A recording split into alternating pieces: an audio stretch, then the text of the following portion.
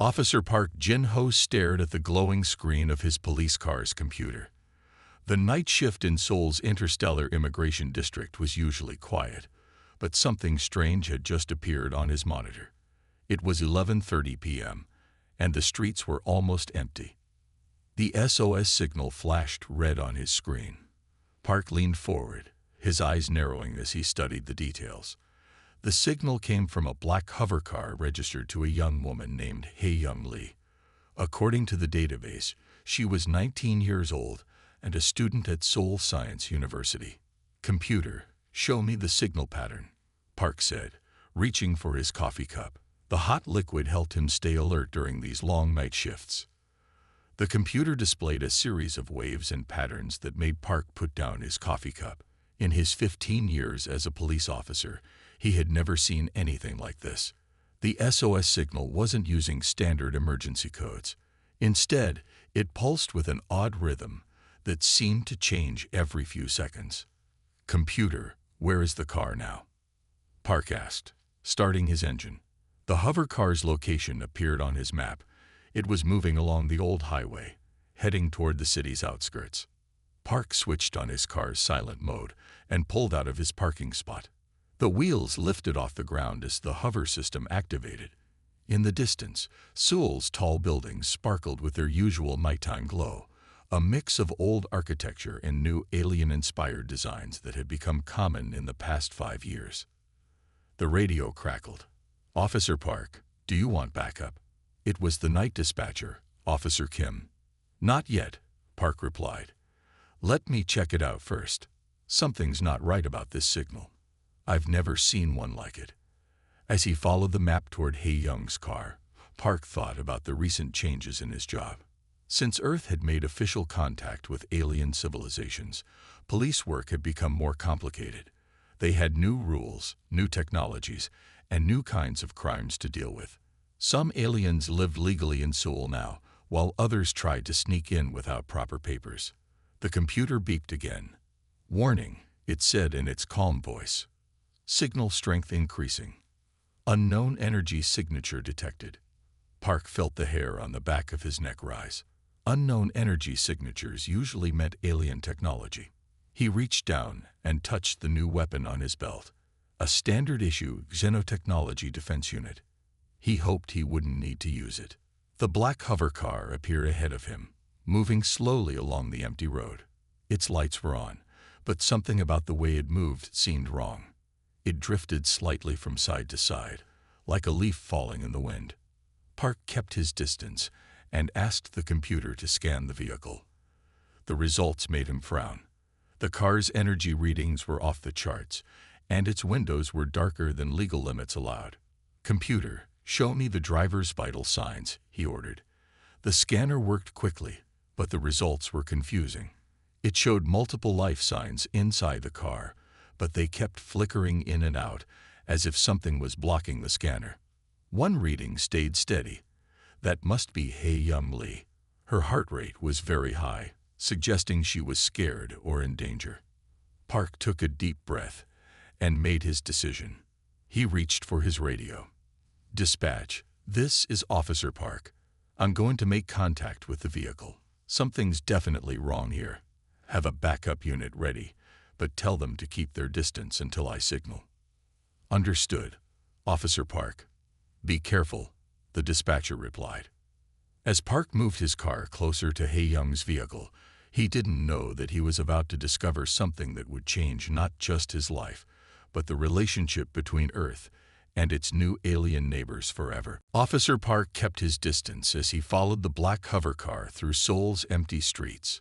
The city's giant screens and neon signs lit up the night sky, casting colorful shadows on the road below.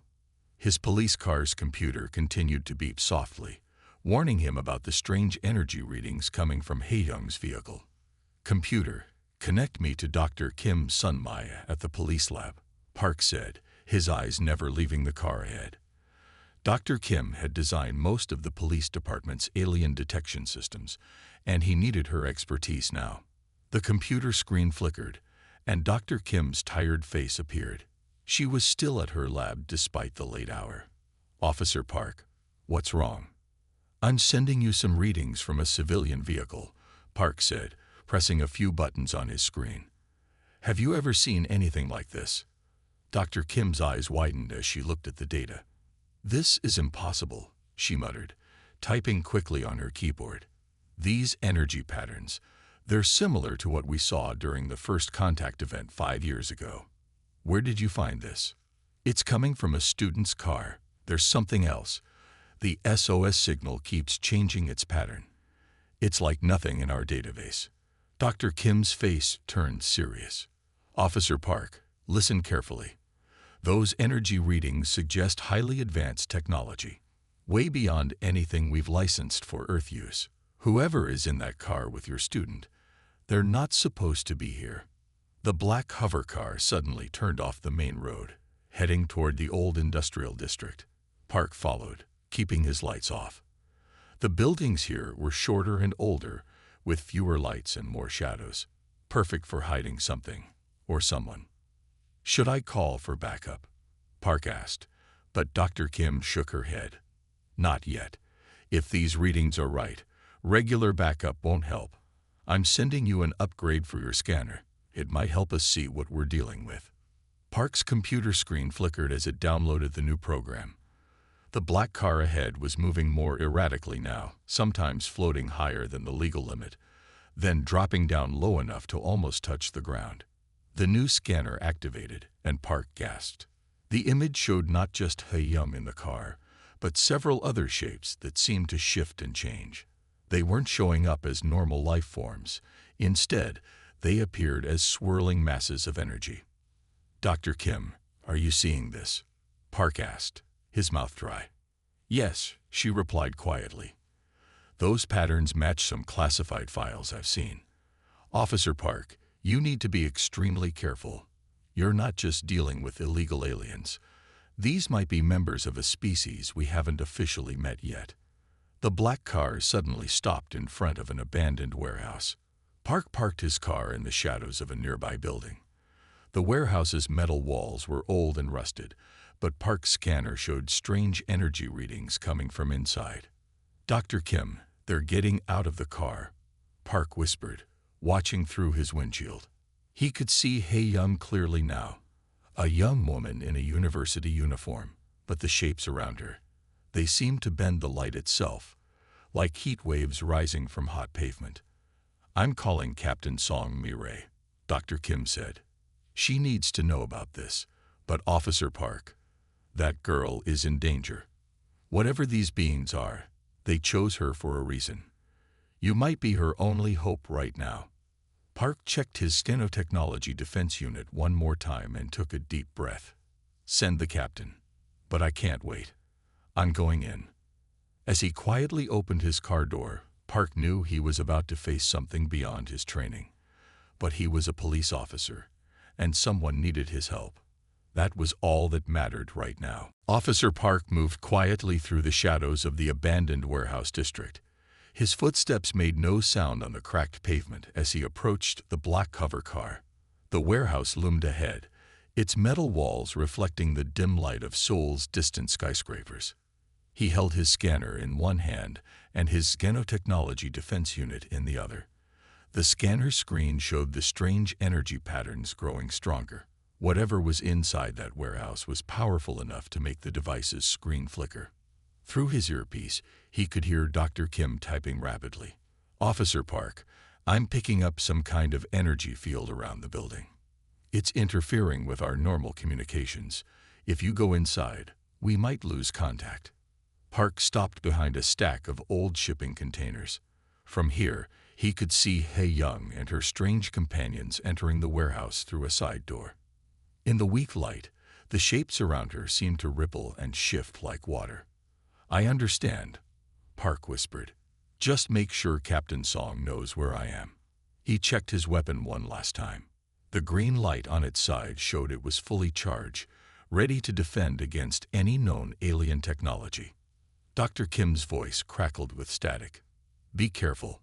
These beings, their technology is beyond anything we've seen before. Your defense unit might not. Her voice cut off in a burst of static. Park took a deep breath and moved forward. The side door was still open, letting out a strange blue light. As he got closer, he could feel a slight vibration in the air, like standing too close to a powerful speaker. Inside the warehouse, the blue light was stronger. It came from several floating orbs that hovered near the ceiling. The warehouse was mostly empty except for some old machinery and a large circular platform in the center. The platform glowed with symbols that Park had never seen before. Hae-young stood on the platform, surrounded by 5 tall figures. In the blue light, Park could finally see them clearly. Their bodies seemed to be made of shifting crystal and light, with no solid form. Where their faces should be, there were swirling patterns of energy. Park stayed in the shadows, listening. The beings made no sound when they moved, but he could hear Hae-young speaking. "I won't help you," she said, her voice shaking but determined. "What you're doing is wrong. Earth has laws about contact with alien species now." One of the crystal beings moved closer to her. A voice filled the warehouse, not coming from any one direction, but seeming to come from everywhere at once. "Your laws do not concern us. You are special, Hae-young Lee. Your genetic pattern is unique. We have searched many worlds for one like you." Park's hand tightened on his weapon.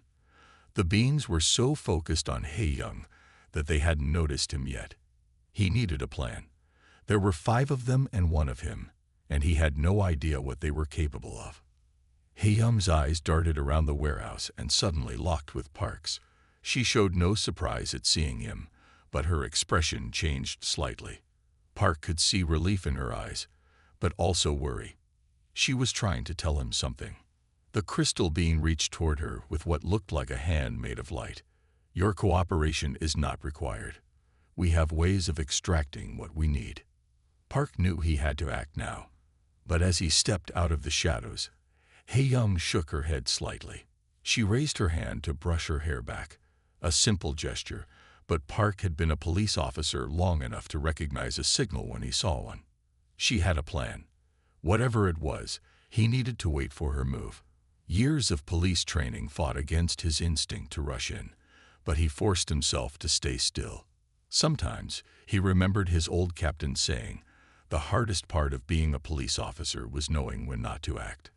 In the glowing warehouse, surrounded by beings of crystal and light, Officer Park waited and watched, ready to move the instant Hae-young gave her signal. The crystal beings turned their shimmering forms toward Officer Park as he stepped into the blue light. Their bodies cast strange, shifting shadows on the warehouse walls. The air felt thick with energy, making it harder to breathe. "This is the Seoul Police Department," Park said, keeping his voice steady.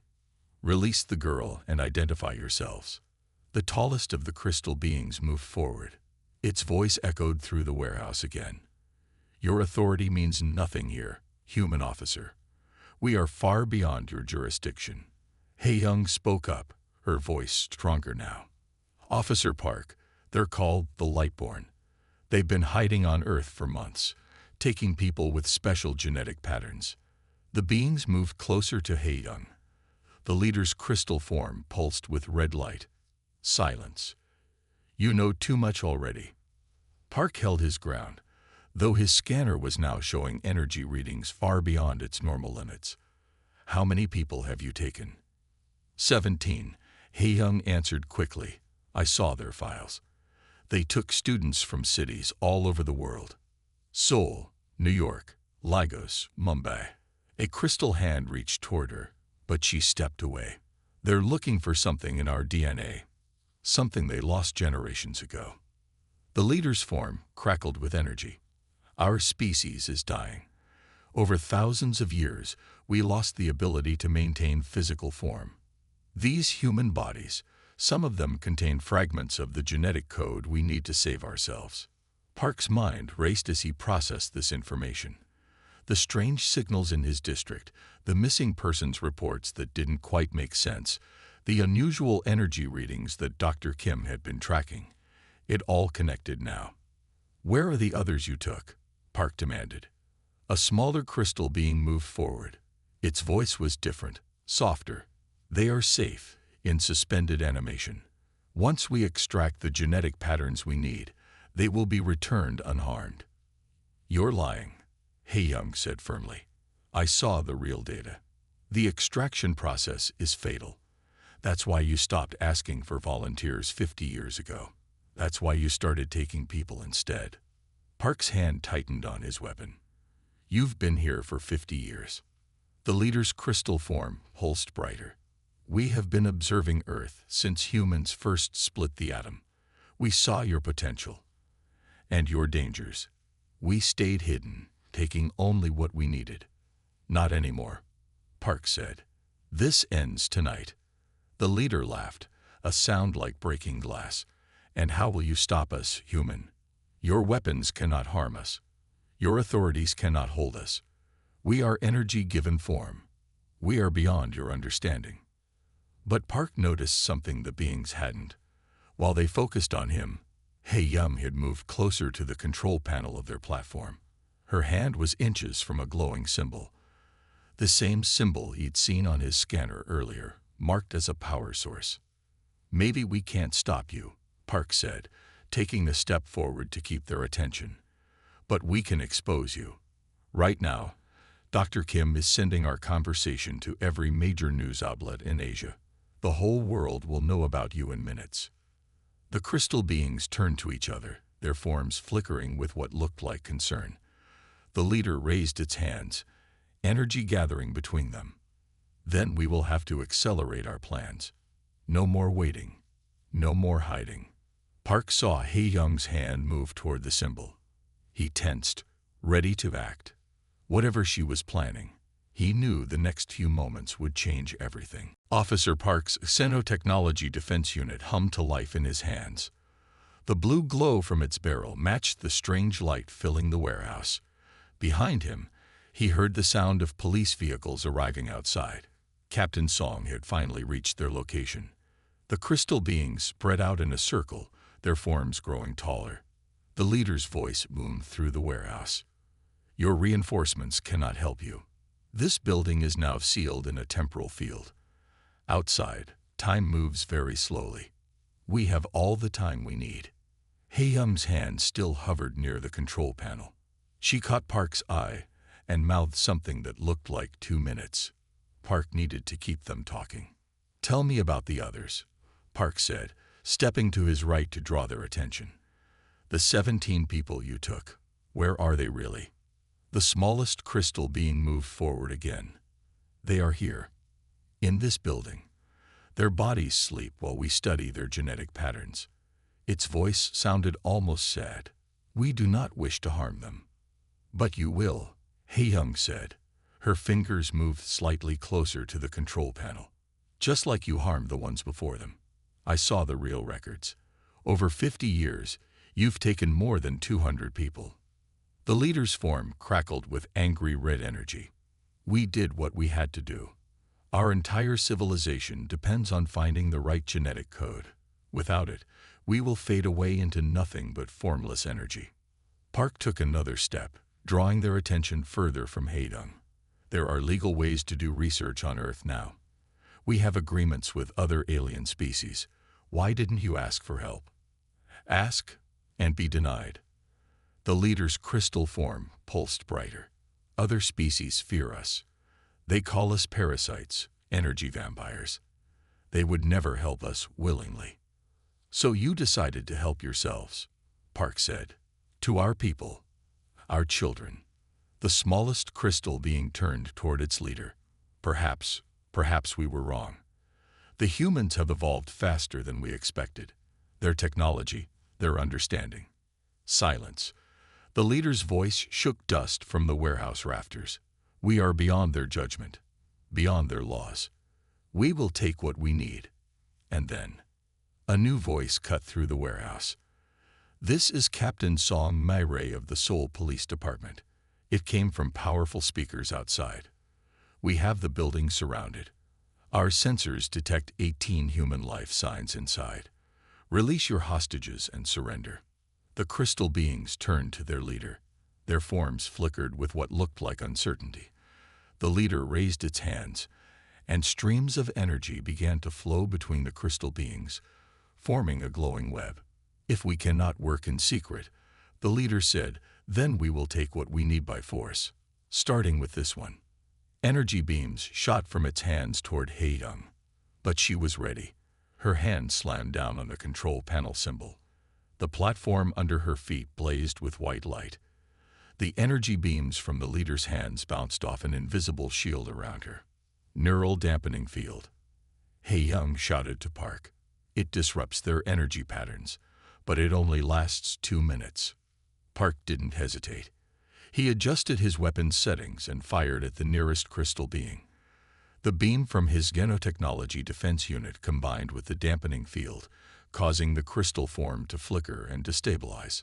The warehouse erupted into chaos as more police officers began cutting through the warehouse walls with plasma torches. The temporal field was weakening. Now they just had to hold on for 2 minutes. 2 minutes against beings of pure energy who had hidden on Earth for 50 years. Officer Park raised his weapon and moved toward Hae-young. It was going to be a very long 2 minutes. The warehouse walls glowed red as police officers cut through them with plasma torches. Captain Song Mei stood at the main entrance, coordinating the rescue operation. Her gray uniform reflected the blue light coming from inside the building. Status report. She called through her communications device. The response came from Dr. Kim at the police lab. The dampening field is working, Captain, Dr. Kim said. But it's draining power fast. We have 90 seconds left at most. Inside the warehouse, Officer Park and Hae-young stood back to back on the glowing platform. The crystal beings circled them, their forms flickering and distorting under the effects of the dampening field. Park's weapon had taken down 2 of them, but 3 remained, including their leader. Your technology cannot hold us forever, the leader said, its voice weaker but still fierce. When the field fails, we will take what we need. Not just from this girl, but from all of them. It gestured toward the warehouse walls, where large glass containers became visible. Inside each one floated a sleeping person, connected to strange machines. Captain Song's voice came through Park's earpiece. Officer Park, we're detecting dangerous energy buildups. Those containers are rigged to overload if we break in. We need a new plan. Park looked at the nearest container. A young man floated inside, probably another student. According to Hae-young, there were 17 containers in total. 17 lives at stake. Captain, Park said quietly, I think we need to call them. There was a long pause. Captain Song knew exactly who he meant. 6 months ago, Earth had signed a treaty with the Galactic Council, an alliance of peaceful alien species. The treaty had strict rules about handling dangerous alien technology. Breaking those rules could end Earth's membership in the Council. If we call the Council, Captain Song said, we admit that we lost control of our own territory, that we let these beings operate here for 50 years without detecting them. The political fallout. With respect, Captain, Hae-young interrupted, her voice steady despite her situation. I don't care about politics. These people have families. We need help. The crystal leader laughed, the sound distorted by the dampening field. The Council will not help you. They fear us. That is why we chose Earth. Your species is young, unknowing, perfect for our needs. Captain Song's voice came back, stronger now. Dr. Kim, contact the Council's emergency channel. Officer Park, hold your position. Hae-young, can you maintain the dampening field? 45 seconds left. Hae-young answered, her hand steady on the control panel. Maybe less. The crystal beings drew closer. Their forms were beginning to stabilize as the dampening field weakened. Park raised his weapon, knowing it wouldn't be enough against all 3 of them. Suddenly, new alarms began to sound outside. A deep humming filled the air, much stronger than the crystal being's energy field. Captain Song's voice came through filled with both worry and relief. Multiple ships just appeared in orbit, she reported. They're Council vessels. A lot of them. They're requesting permission to send down emergency response teams. The crystal leader's form flared with rage. No, we were so close. Centuries of work. Captain, Park said, watching the dampening field begin to fail. Whatever you're going to do it fast. High above Seoul, bright lights began to appear in the night sky. The council was coming. But would they arrive in time? Bright beams of light cut through the warehouse roof as council ships positioned themselves overhead. The dampening field had failed completely now, and the 3 remaining crystal beings had regained their full power. Their forms towered over Officer Park and Hae-young, reaching almost to the ceiling. The council cannot interfere, the crystal leader declared. This is an internal Earth matter. Your treaties protect our right to be here. Captain Song's voice came through clearly on all police communications. Actually, your presence violates 16 different sections of the Earth Protection Act. Council peacekeepers are authorized to act. The smallest crystal being moved forward suddenly. Leader, perhaps we should.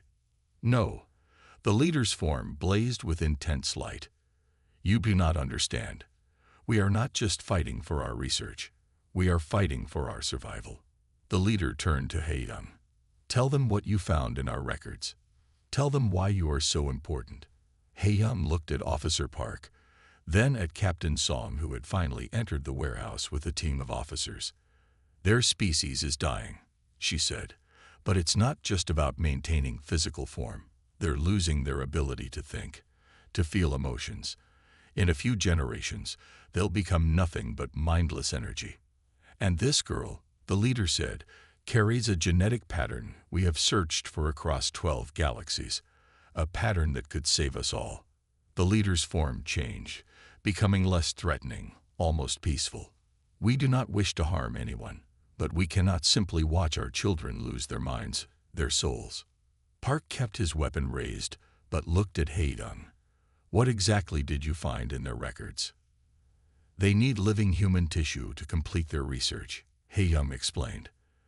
That's why all those people died in their experiments. But, she paused, thinking carefully, but I found something they missed. Something about my specific genetic pattern. The leader moved closer. Yes, you are different. Your genes could help us create a permanent solution. One that would not require more sampling. Through the hole in the roof, council peacekeepers began to descend on platforms of light. They wore silver armor and carried advanced weapons. Their captain, a tall being with blue skin, landed near Captain Song. This situation is now under council control, the peacekeeper captain announced. All human forces should withdraw to a safe distance. But Hae-young stepped forward. Wait, I want to make an offer. Everyone in the warehouse turned to look at her. The crystal leader's form pulsed with interest. I'll help you, Hae-young said, voluntarily, but with conditions. First, you release everyone you've taken. Second, you turn yourselves in to the council. And third, all research is done legally with proper oversight. Hae-young, no, Officer Park started to say, but she held up her hand. I saw their records, Officer Park. I understand their science. They're not lying about their situation. And she looked at the crystal beings. They're not lying about me being able to help. But it has to be done right this time. No more kidnapping. No more deaths. The council peacekeeper captain stepped forward. This would be unprecedented, but possible, under strict supervision. The crystal leader's form flickered between colors, red, blue, white. As it considered the offer, the other 2 crystal beings moved closer to their leader, their forms showing similar signs of internal conflict. High above Seoul, more council ships appeared in the night sky. The choice had to be made now. The fate of not just the 17 captives, but an entire species, hung in the balance. 1 month after the warehouse incident, Officer Park stood in the observation room of the new Galactic Council Research Center in Seoul. Through the reinforced window, he watched as Hae-young worked with a team of scientists from Earth and other worlds. The crystal beings floated nearby, their forms now contained within special energy fields that kept them stable. She's doing remarkable work, Dr. Kim said, standing next to Park. She pointed to the large screens showing complex genetic patterns.